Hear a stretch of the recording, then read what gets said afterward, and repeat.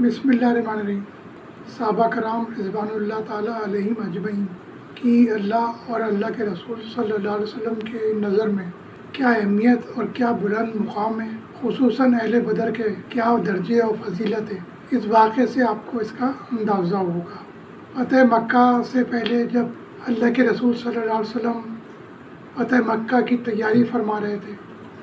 اور آپ صلی اللہ علیہ وسلم چاہتے یہ تھے کہ قریش مکہ کو اس کی اطلاع نہ ہو تاکہ نہ زیادہ خون ریزی ہو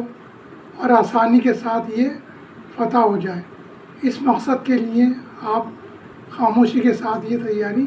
فرما رہے تھے۔ حضرت حاطب بن ابی بلتہ ایک مخلص اور بدری صحابی تھے، مگر آپ کا تعلق کسی قریش کے بااثر قبیلے سے نہیں تھا اور نہ ہی مکہ میں کوئی آپ کا عزیز و جاننے والا تھا، مگر آپ کے اہل و عیال بیوی بچے مکہ میں ہی مقیم تھے۔ تو آپ نے یہ سوچ کر کہ میں مکہ کے سرداروں پہ احسان کروں تو شاید وہ میرے اہل و عیال کو تحفظ دیں، ایک خط لکھا قریش کے سرداروں کو، اور جو اللہ کے رسول صلی اللہ علیہ وسلم تیاری فرما رہے تھے فتح مکہ کی، اس کی اطلاع آپ نے جو قریش کے سردار تھے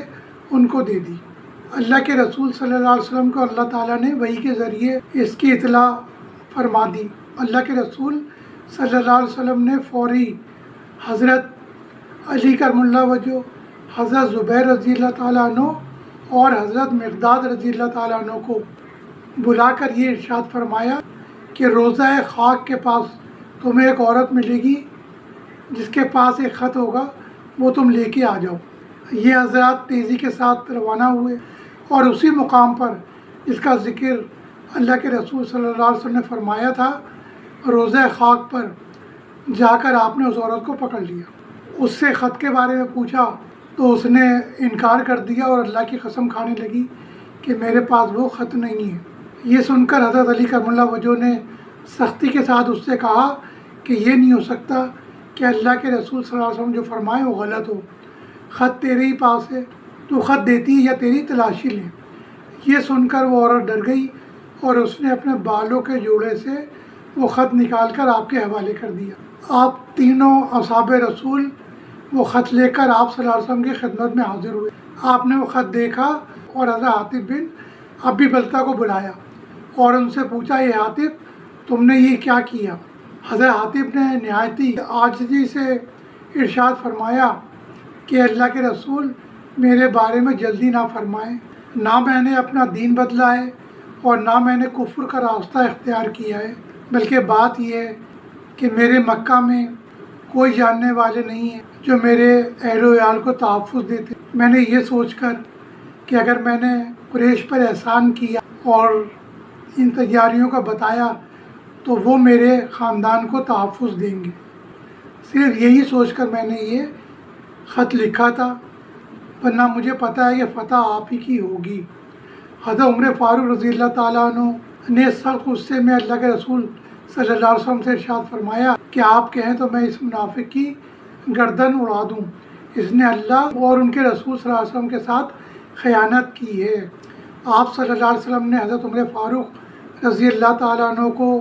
روکا اور فرمایا کہ اے عمر، اللہ تعالیٰ نے اہل بدر کے اخلاص کی وجہ سے ہی فرما دیا ہے کہ جو تم چاہو کرو، تمہیں معافی ہے۔ تو ناظرین، صحابہ کرام رضوان اللہ تعالیٰ علیہم اجمعین کی اللہ اور اللہ کے رسول صلی اللہ علیہ وسلم کی نظر میں جو اہمیت اور بلند مقام تھا، اور خصوصاً اہل بدر کی جو فضیلت ہے، اس کا اظہار اس واقعے سے ہوتا ہے کہ ایک منافقت کے باوجود اور آپ کی تیاریوں کی اطلاع دینے کے باوجود صرف اہل بدر ہونے پر آپ صلی اللہ علیہ وسلم نے حضرت حاطب بن